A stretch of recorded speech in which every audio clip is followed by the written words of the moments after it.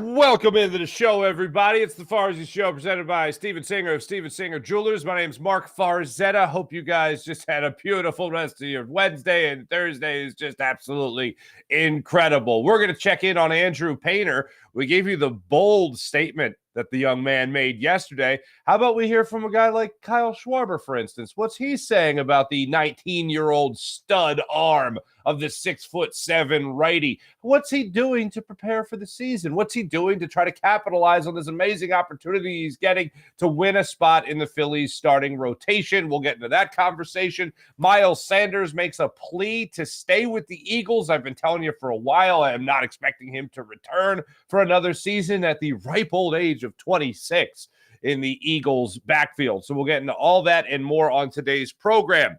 Also, what better way to start things off with a little fun when it comes to our dear friend and contributor to this show, Garrett Stubbs, Phillies catcher. Phillies released a nice little video. In case you needed that spring training vibe, ladies and gentlemen, Garrett Stubbs provides all that and more on the Phillies Twitter account. My eyes are bleeding. Teamwork makes the dream work. You playing with me? Yeah, I am going to play with you. Just don't tackle me. You're way bigger.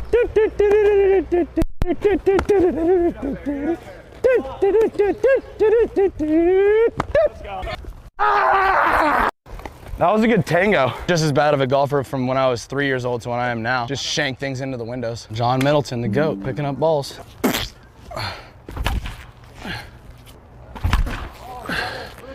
Got in on me, but I think the wind might help me out there. Thank you, wind. See a ball. Goodbye. Oh. Hey, also, a lot of guys have been fired up about that speech you gave this morning. Good. Fired up. They should be. Yeah, they are. I'm serious. You should have heard his speech this morning. Did it get you fired up? Gassed. I have a mic on, so watch your dirty little mouths. Watch your dirty little mouths. Hey, get out of here. All right, I've already stood next to JT enough today, so now I'm going to stand next to you, Trey. Here we go, Trey. Here we go. Brother, you have a mic on. Does this thing work? Chewing that thing?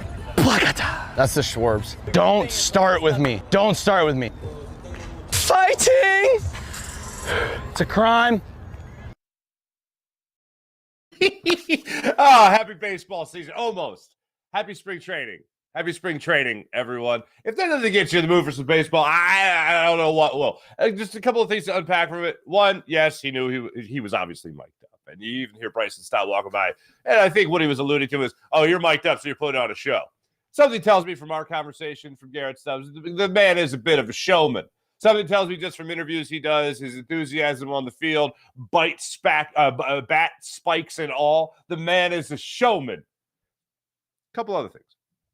I didn't realize John Middleton addressed the team. Apparently, he addressed the team. And apparently that speech got people fired up. Now, again, you can attribute it to the idea that Garrett Stubbs was mic'd up. He knew he was mic'd up. Wanted to kiss the big boss man's butt a little bit, possibly. But other people were saying the same thing, that John Middleton was firing him up. And then how about this? John Middleton out there in the outfield picking up baseballs. He's helping collect the baseballs. I got to make sure I pay Trey Turner, and I got to pay Bryce Harper and the rest of these guys. I got to save on baseballs. I got to save where I can. I don't know. But look, you guys know I'm a huge fan of John Middleton. Was rooting for him to really take over as principal managing partner, while we were all waiting for it to actually happen. Yes, a lot of that had to do with the Sealski story about I want my bleeping trophy back all those years ago. But love hearing it. And just also love hearing the guys have fun. If you ever want to hear two completely opposite ways athletes approach the beginning of their seasons, talk to a baseball player about spring training, and then talk to a football player about training camp.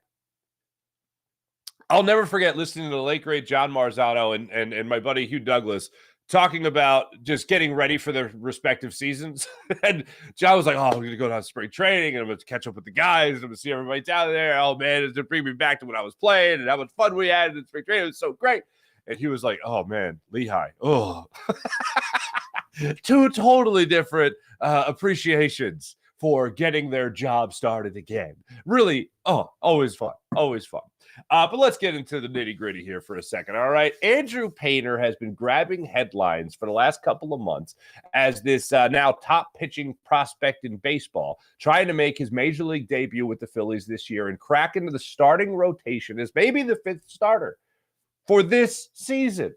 I talked yesterday about Dave Dombrowski, how Dave Dombrowski is pumped for this guy, how Dave Dombrowski at his end of the year press conference last season after the World Series talked about how they're saving a spot in the rotation for one of their young arms. And that raised my eyebrows. That really made me think, oh, wow, maybe this could actually happen for Andrew Painter. Maybe we're not going to have to wait till the guy's 24, 25, 26 years old to make his major league debut. Oh, now he's ready. Now he's been ripened. Now he's been maturing. Well, when it comes to maturing, guys like Kyle Schwarber are blown away by how mature a guy like Andrew Painter is.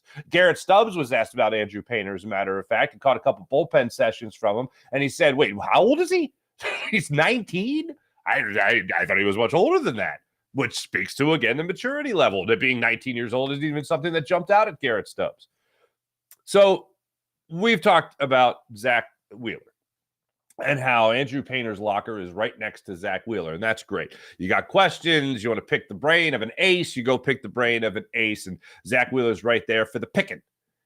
But what I didn't realize, and what I highly recommend for all Phillies fans today, at some point, read this story on Inquirer.com by Scott Larber, who wrote a phenomenal piece on Andrew Painter's offseason regimen. And what I didn't realize was that the 19-year-old was working with 38-year-old Max Scherzer. He was working out with him in the offseason. When they were both in Florida, they worked out at the same facility and often worked out together. So as excited as you can be about just sitting next to a guy like Zach Wheeler and being teammates with a guy like Zach Wheeler, he also had a full offseason, actually 3 months of working and training with Max Scherzer of the New York Mets, unfortunately. But the two apparently got along great. Max Scherzer took him under his wing. They talked about everything from approaches to games, approaches to bullpen sessions even. And Max Scherzer was very impressed by what he saw from the 19-year-old, soon-to-be, hopefully, fingers crossed, rookie for the Philadelphia Phillies. That is incredible. And I'm always interested to hear the younger guys pick the brains of the veterans. It shows a couple of things. One, humility, that they're not 19, 20, 21, whatever, and think they know everything. But in fact, that they acknowledge the idea that they need to learn so much more if they're going to maximize their potential. If they're going to reach their full potential, they need to almost expedite the process of maturity to get to as close as they can to the level of a guy that's been pitching in baseball for nearly 20 years like Max Scherzer. I love that idea. I don't know if it was part of Dave Dombrowski setting these two up with Scherzer's history with the Tigers. I don't know what it was. But the bottom line is I'm happy those two were next to each other. And the guy that hopefully cracks into this staff or this rotation this season was learning from one of the best to ever do it and what Max Scherzer brings to the table every single day. And what I didn't realize was that Max Scherzer doesn't go out there, even in spring training, or even go out there in bullpen sessions and it's just a bullpen session, no big deal. One of the things Painter picked up from Scherzer is how he attacks bullpen sessions with the mindset that it's a game. He'll have his catcher throw out a situation, and then they'll work on how they're going to handle that situation. So it's not just, all right, here's 10 fastballs, here's 10 curveballs, here's 10 cutters. All right, let's get back out there. Just loosening up, essentially. He attacks it, and that's one of the things Andrew Painter learned from Max Scherzer. The other thing is that Max Scherzer really is amazed by what he has seen from this young kid. So whether it's Dave Dombrowski, whether it's Kyle Schwarber saying that he was flat out wowed by what Andrew Painter was able to put out there, even after Kyle Schwarber belted a hanging curveball over, US 19 down there in Clearwater. After Painter hung a curveball, Schwarber belted it. And he said still after the batting practice session, after the live batting practice session, said, yeah, I was wowed by the stuff that Andrew Painter brought out there on the mound. So you got to read this story. It really is wild to just learn about how Andrew Painter approached the offseason. He had a couple of run-ins with Justin Verlander as well, as they were working out of the same facility. Verlander apparently gets up a little too early for Painter's liking, so he wasn't really seeing him too much, but he was seeing Scherzer out there.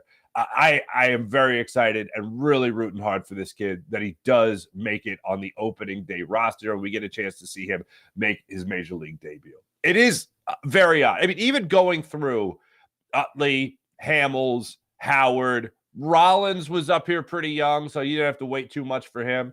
But looking at a lot of these young guys that have come up through the Phillies organization over the years, we always felt like we missed some years here. I mean, Chase Utley, he wasn't even a regular starter in the Phillies lineup until he was 26 years old. I mean, Ryan Howard was 26 years old as well, regular starter, playing 140, 160 games. When Utley came up, he's still competing with Placido Polanco at second base.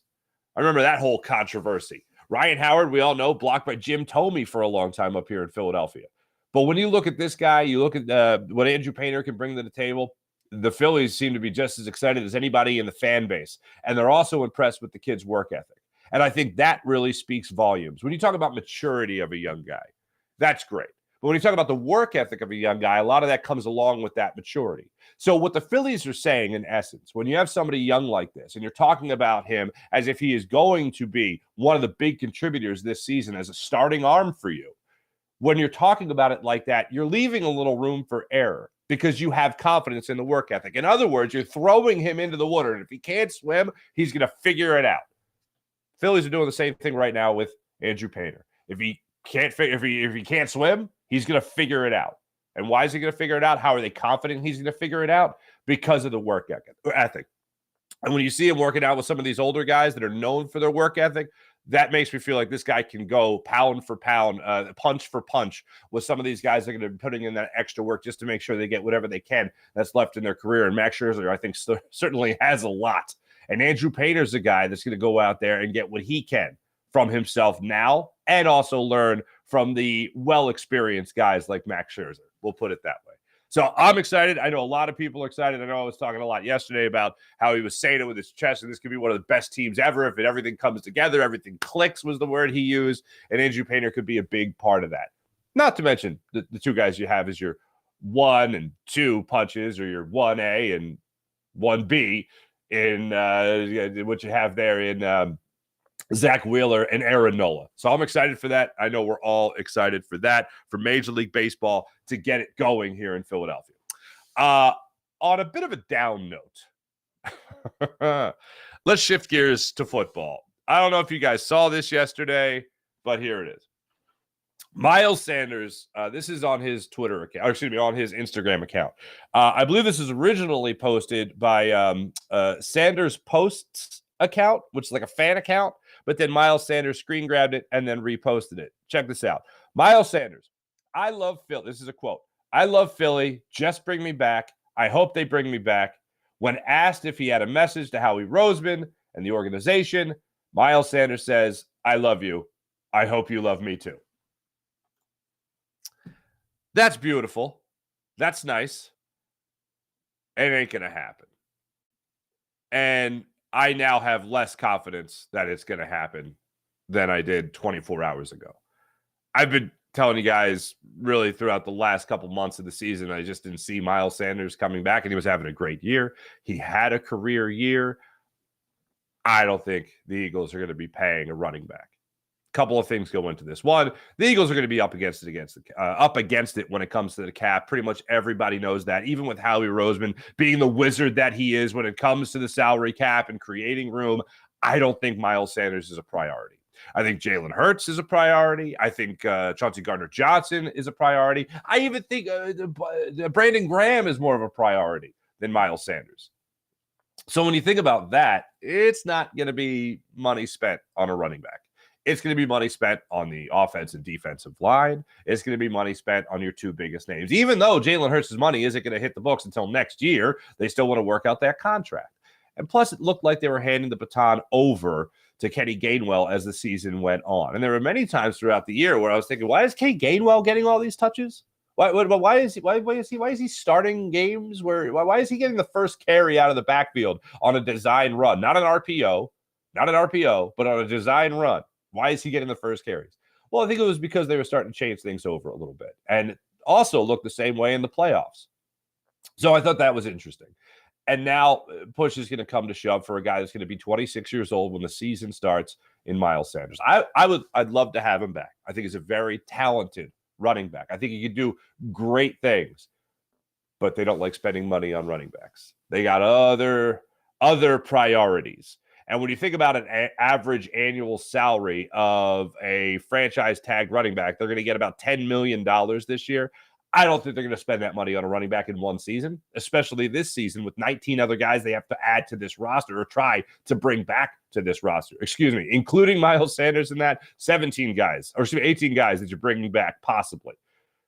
18 free agents, that's a lot of guys. And I don't think Miles Sanders is high on that priority list. And then when I see, again, the public announcement, the public plea, and then shared by Miles, that makes me think he's not coming back. And I know I talked yesterday about a guy like Saquon Barkley and whether or not the Giants would franchise tag him and bring him back on $10 million. Saquon Barkley is an incredible running back. Miles Sanders is a very good running back. The problems that the Eagles are going to have in bringing him back is the fact that they have to concentrate on everybody else at the same time. I don't see it happening. I'd like to see it happen if it's at the right price, but I doubt that right price is going to be the right price for both parties. I think both parties are going to be very far off in what they're expecting. I think Miles Sanders is going to be looking for a long-term lucrative deal, and I don't think the Eagles are going to be willing to go anywhere near lucrative when it comes to a running back. I know it sounds funny. Real life 26 ain't nothing. Football 26, running back, no bueno. No bueno. So I don't think the Eagles go that direction.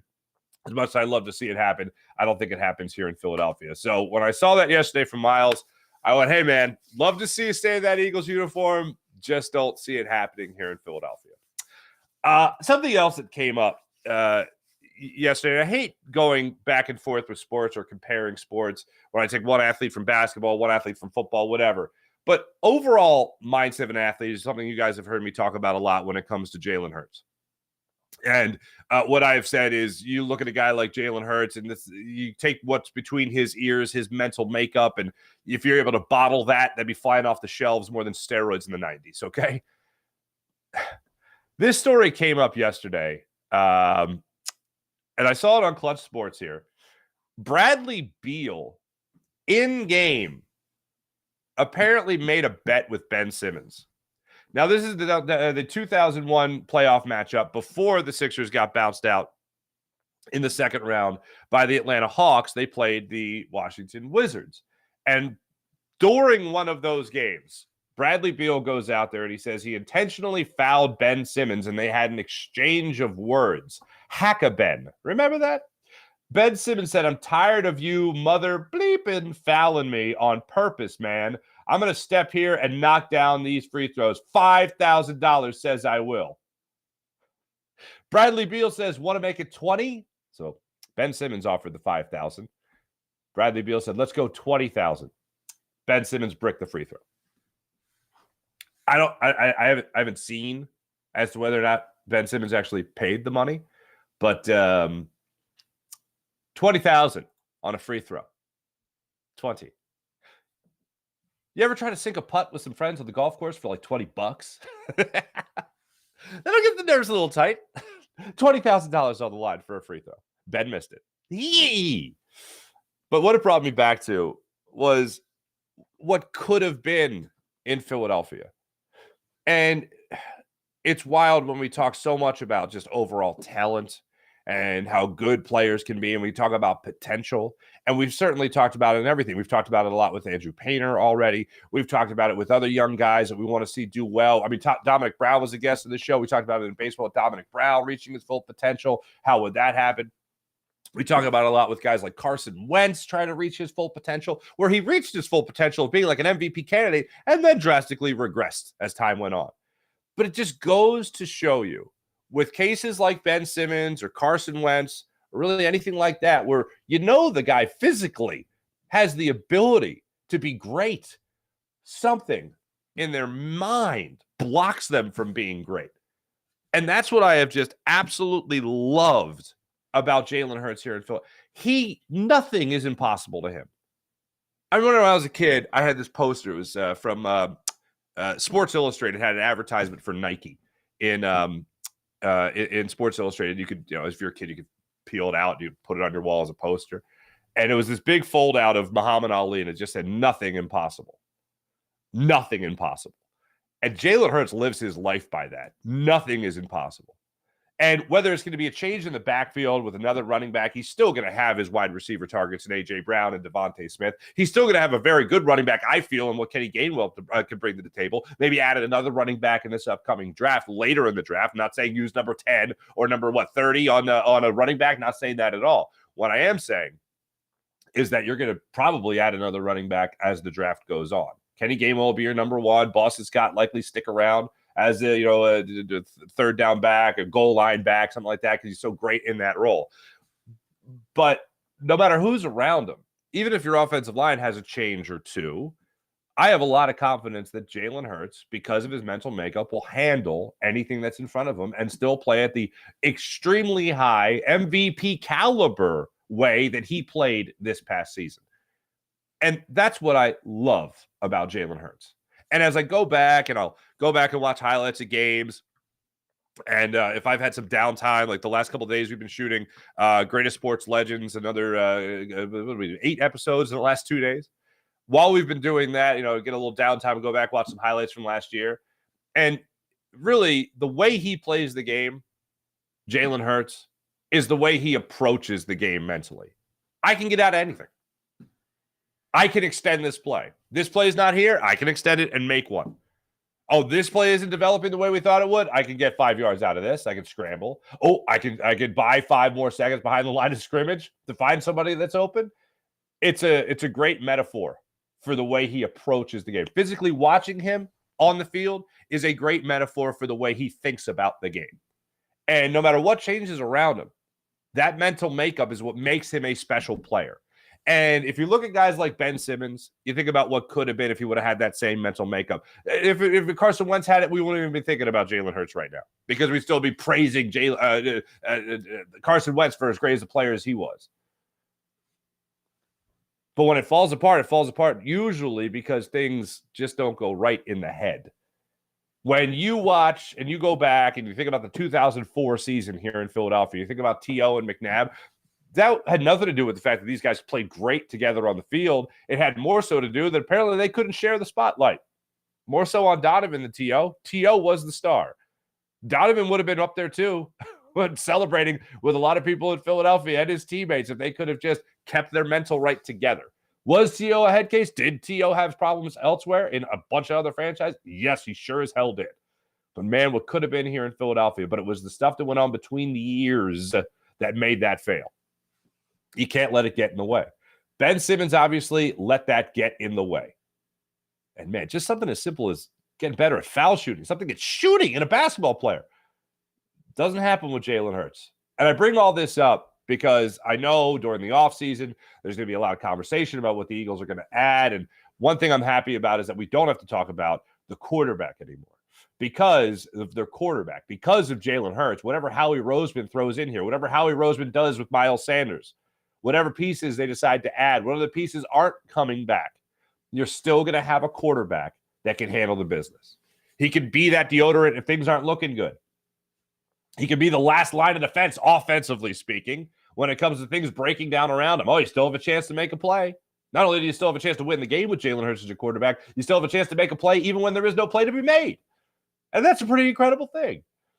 So while everything could change, a lot of things could change around him. Him still being at your quarterback, him still being your signal caller, and him still having that mental makeup and mental toughness gives me a lot of confidence that this team's going to be fine. Through all the changes they could go through this offseason, this team's going to be fine because Jalen Hurts is your quarterback. Ben Simmons did not inspire that confidence. Carson Wentz, last year here in Philadelphia, certainly shot that confidence in the foot. It was rough. I look forward to a lack of drama. Because if Jalen Hurts is about anything other than just getting better at football, he's about no drama. Change the running back, change whatever it might be around me, no drama, persevere, keep pushing forward. Feels good to have a quarterback like that. And that's what you have right now in Jalen Hurts. So whether it's Miles, whatever it might be, and all the change, I'm all for Jalen Hurts and what he could bring to the table this upcoming season. Let me tell you right now about my friend Steven Singer of Steven Singer Jewelers, the other corner of 8th and Walnut, right there on Jewelers Row. For over 40 years, Steven's in the love business in Philadelphia, helping people get engaged and fall in love. Go to the other corner of 8th and Walnut right there in Philadelphia, where you get the perfect price each and every day online at IHateStevenSinger.com. That's IHateStevenSinger.com. Steven Singer Jewelers, one place, one price, the perfect price. Online at IHateStevenSinger.com. Always fast and free shipping at IHateStevenSinger.com. Let me tell you right now about the amazing people at Manscaped. Manscaped.com, the leader in below-the-waist grooming. Trust Manscaped with their skin-safe technology that helps reduce the risk of nicks so you can manscape with confidence and comfort. Whether you're using their Lawnmower 4.0 trimmer or their Weed Whacker ear and nose hair trimmer, you know that you can trust Manscaped to help you reduce the risk of nicks and manscape. Ladies love it. Go to manscaped.com for 20% off and free shipping at manscaped.com. That's 20% off and free shipping at manscaped.com. And use promo code FARZI at manscaped.com. How about the amazing, incredible people at Freestone Farm CBD? Freestone Farm CBD, FreestoneFarmCBD.com, where you can also use promo code FARZI for 20% off at Freestone Farm CBD. They grow all their premium hemp flower in the Garden State with all organic inputs and IPMs, so there's nothing synthetic from farm to jar. You'll enjoy the tropical tasting Bayox that clocks in at a tart topping 24.1%, and Super CBD, which is half into Kush, and 21%. Genetics of these guys are off the charts. So check out Freestone Farm CBD at FreestoneFarmCBD.com. 20% off with promo code FARZI. How about PHL Sports Nation, Philadelphia Sports Nation, enhancing your Philadelphia sports fan experience across all social media and blogs? That's PHLSportsNation.com. Let's jump into the... Oh, before I jump into the chat check, there's one more thing I wanted to get in here. And that is from your manager. Let's go back to baseball here. Rob Thompson talked to the media yesterday, and he was talking about his lineup. And one of the number one topics I brought up when coming to this lineup is whether or not you have Trey Turner as your leadoff hitter or you have Kyle Schwarber return as your leadoff hitter. My stance is clear. I am not on the fence at this at all. Some people, well, you best of both, what good problem to have. No. Trey Turner's leading off. Kyle Schwarber is batting second. Now, maybe you want to be even more drastic and say, Kyle Schwarber, 46 home runs, you're my cleanup hitter. I do believe there's something to Kyle Schwarber hitting at the top of the order. I love the idea of Trey Turner being on base for 2-run home runs from Kyle Schwarber. I love the idea of Kyle Schwarber coming to the plate with Trey Turner stealing second. Now he's on second base. Oh, man, now you have a runner in scoring position for Kyle Schwarber. Oh, and no shift? Oh, yeah. Oh, you're going to have to pitch to Kyle Schwarber. Love this idea. Rob Thompson said yesterday that he is very much in love with the options he has in his lineup. When asked about who's the leadoff guy, and he responds with, I love the options I have in this lineup, that leads me to believe there's change coming. Not, oh, well, Kyle did a great job for us, so we can't move him out of that spot. It's not like every other sport where you're trying to plan for strategy here. Everybody pretty much knows what's going on with this Phillies lineup. They know what they have, all right? And when the lineup card's out, everybody knows. There's no point in holding back. But yet he's doing it. A little bit of gamesmanship. But if he was going to go out there and say that Kyle Schwarber is going to bleed off, he'd do it, is my point. The fact that he said, oh, well, you don't got a lot of options. He could show his cards right now and it wouldn't matter. The fact that he's not, all right, little gamesmanship.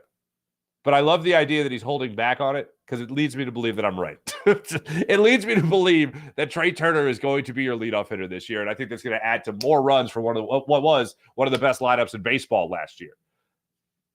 Rob Thompson not going down the avenue of, oh, yeah, well, yeah, Trey Turner's my guy or Kyle Schwarber's my guy. Him leaving it open to interpretation. Why would you do that unless you were going to make a change? That's my point. All right, let's see how you guys are doing in the chat. Always great catching up with everybody here. Let's see. Fuji, what's going on, Fuji? Kevin, what's going on? Nice to see you. April's excited for baseball.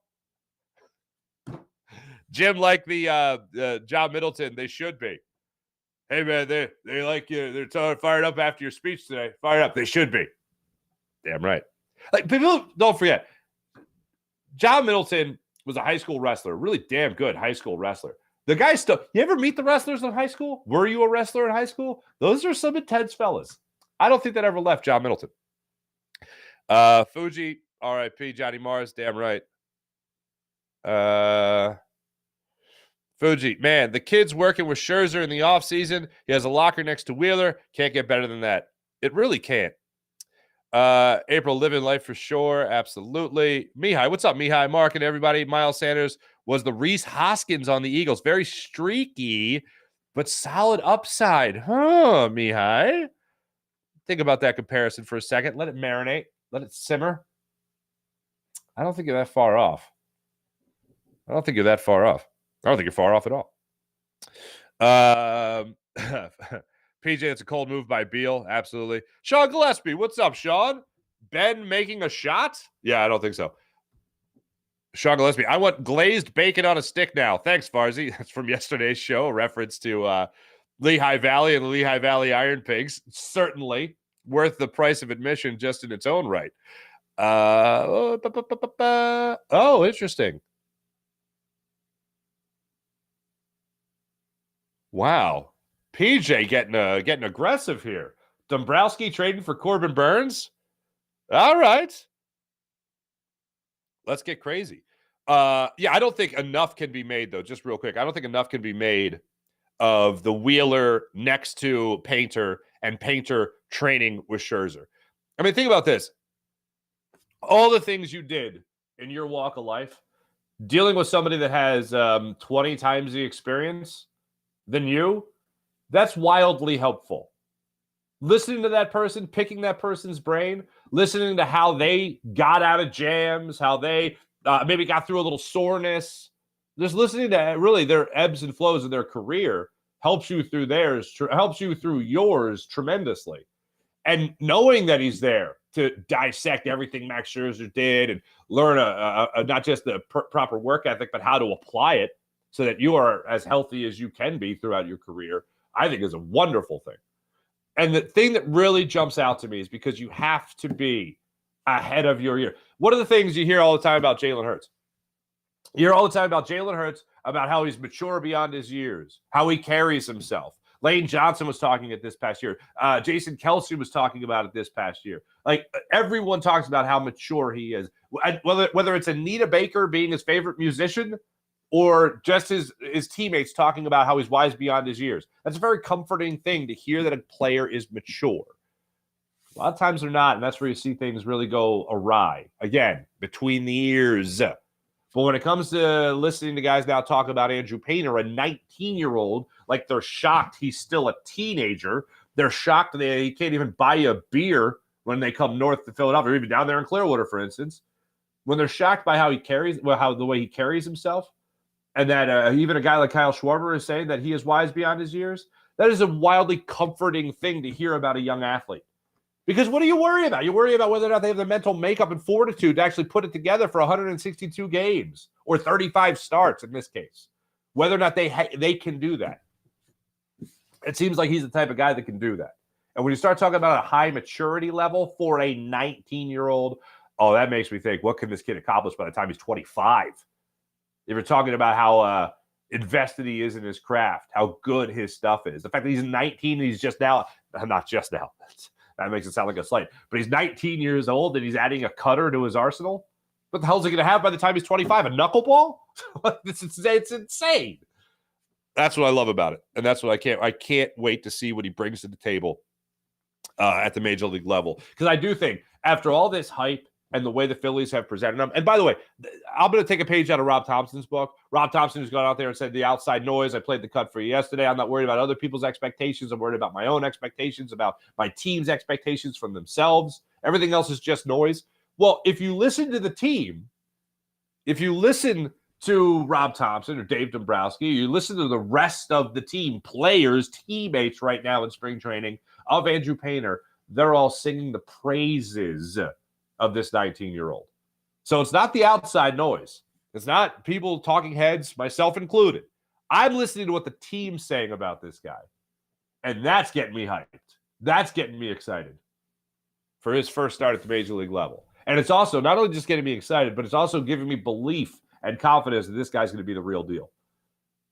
I mean, you think about pitching debuts. I mean, Aaron Nola, when he made his pitching debut, I remember John Middleton sitting right behind home plate watching him. Like I couldn't wait to see that.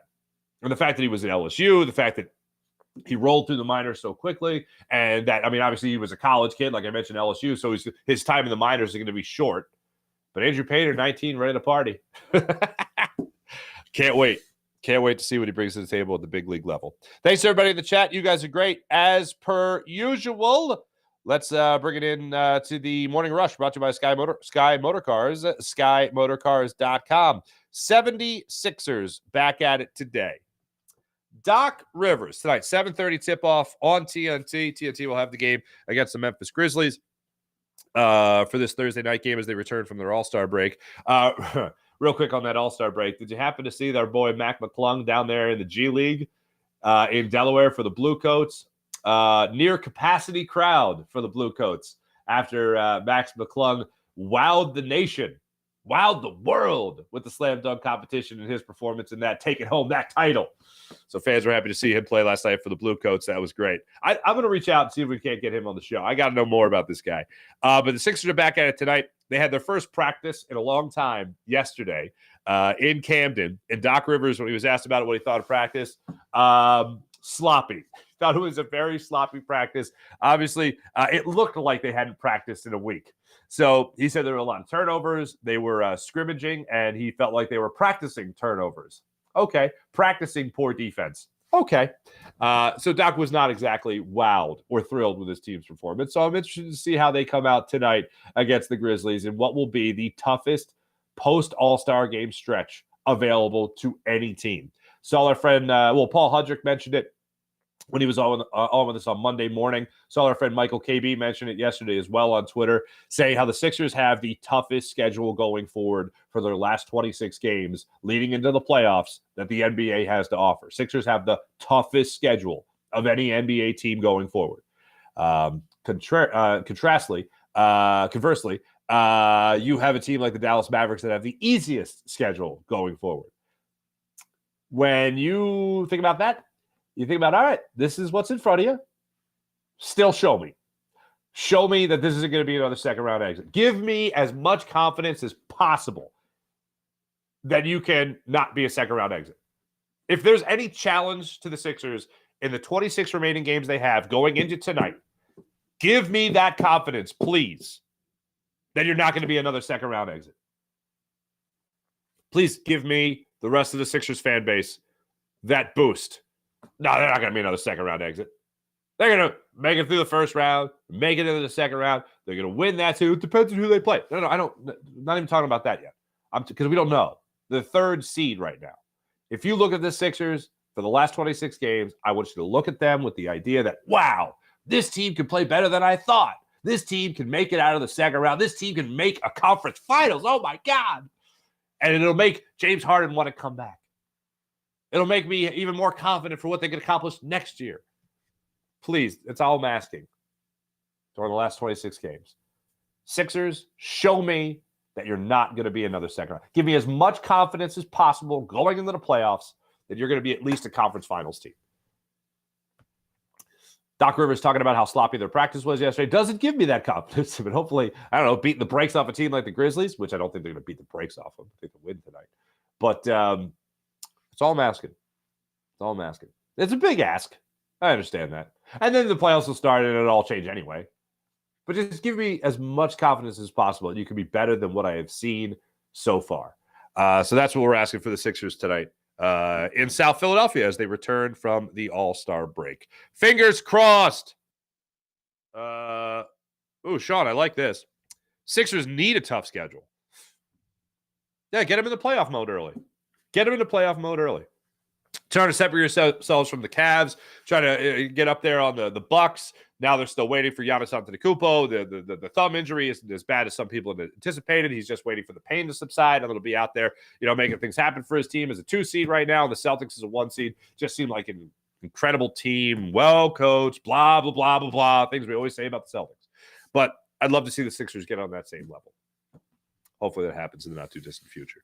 Thanks, everybody. That's the show today. Much appreciated. Tomorrow, we'll hopefully be talking about a 76ers win, some more Phillies news coming out of spring training, and then where the Eagles are going to go with the defensive coordinator spot. Brian Johnson still very much the shoe-in to be the offensive coordinator and play caller of the Eagles for next year. Still waiting to see who their defensive coordinator is going to be. It seems like developments are coming out every single day. So we'll continue on that story tomorrow. Thanks for watching. Thanks for listening. This is the Farzy Show presented by Steven Singer of Steven Singer Jewelers. One place, one price, the perfect price. Online at stevensinger.com. PJ produced the program. Jim Hyden did a great job as per usual. This is a Buzz Sports Entertainment production. I'm Mark Farzetta. This is the Farzy Show presented by Steven Singer. Have a great rest of your day, everybody. See ya.